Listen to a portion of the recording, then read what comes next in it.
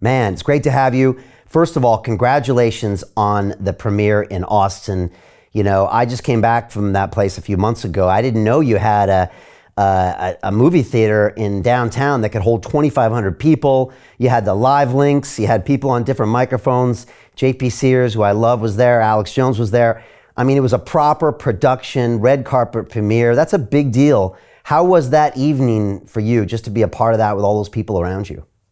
It was actually surreal. I was coming off of a crazy deadline just to get the movie finished, so we were barely sleeping. So my head was in a fog, and I kept looking around, thinking, "Is this really happening, or am I in some kind of a lucid dream right now? Are we here? The movie's actually premiering, and all these people are here to support it. This is incredible."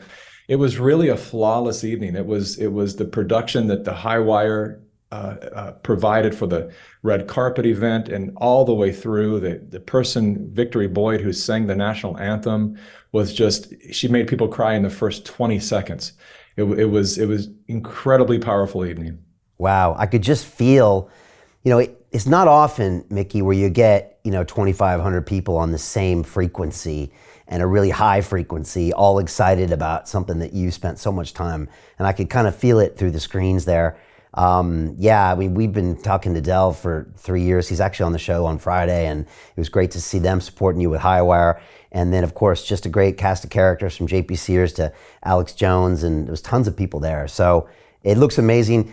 We still premiere our films in London, but I still remember the process of booking the theater like 6-8 weeks out and then trying to find the film. And I always used to equate it to like driving a car 100 miles an hour into a brick wall, just hoping that something's going to happen. And so I think I know what it feels like, and it's a tricky situation. So congrats on, getting your edit done, for the time. Thank you.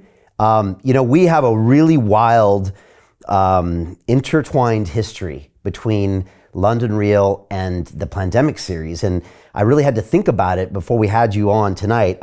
First of all, people need to watch this film. So they can watch, I think, all three on your website, and we'll have links below. But, early on, when we first started catching heat for broadcasting conversations, the big one was April 6, 2020 for us, where we had the second largest YouTube live stream in the world, and it was banned about 30 minutes later. Right around then, I think Plandemic 1, that first 26-minute piece with Judy Mikovits, was making the rounds.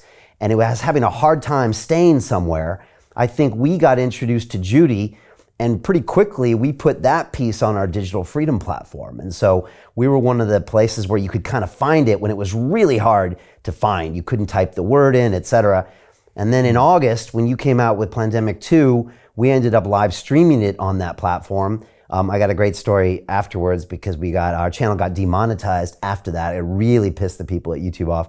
And then to be able to support you on this the third time, yeah, it's pretty amazing that we've kind of seen that whole journey. And so many people appreciate all of those films, and they're all really different, Mikki. That's what really surprised me about this film. Each one of your movies is very different, and maybe we start there because I remember talking to you about Plandemic 2, and you were like, "Oh, we're talking to this person and this person and this person," and I think I remember you doing like a total 180 from the Judy Mikovits, Fauci, kind of virus history, potential vaccine, all the way over to David R. Martin. And it was an incredible movie that was way ahead of its time, that was calling out the Wuhan lab back in August 2020, right? When I used to tell people you get put in a padded room if you said that back that early. And then I didn't know what to expect with this movie, and you did another 180 and brought really fresh ideas. So maybe we could start with that, and then is this weird when I talk about this last 3 years of film history with you? Well, it's a really great point and great questions, because there's a couple of answers to that question. The films have evolved as I've evolved. So as the further I go down the rabbit hole, the more I discover and the more I realize, well, this isn't really about COVID. It's what COVID was used to advance. So why would we do another film about the symptom instead of the cause? And so let's go a little deeper each time.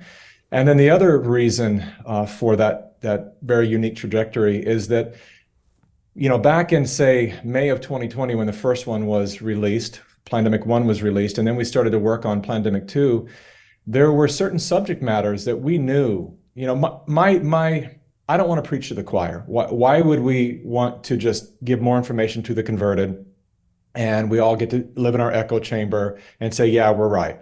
Why would we want to do that? I want to build bridges with my films. And when in doing so, you have to be very aware of what my team we call trigger words, because everyone's very easily triggered these days, especially the people that are not necessarily with us. And so there were subject matters in 2020 that we wanted to approach with indoctrination with Plandemic 2.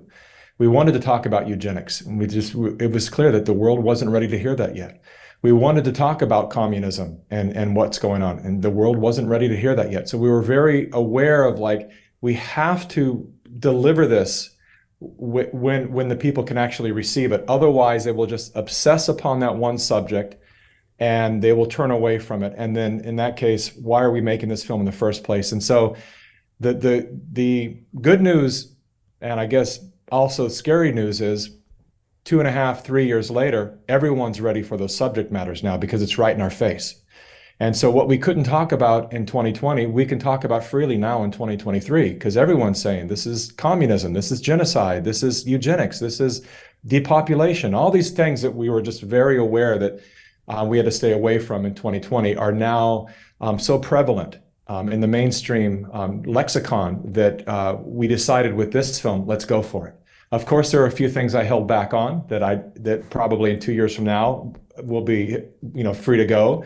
But in general, we said let's make this one about the big picture so people can understand and make sense of this crazy world.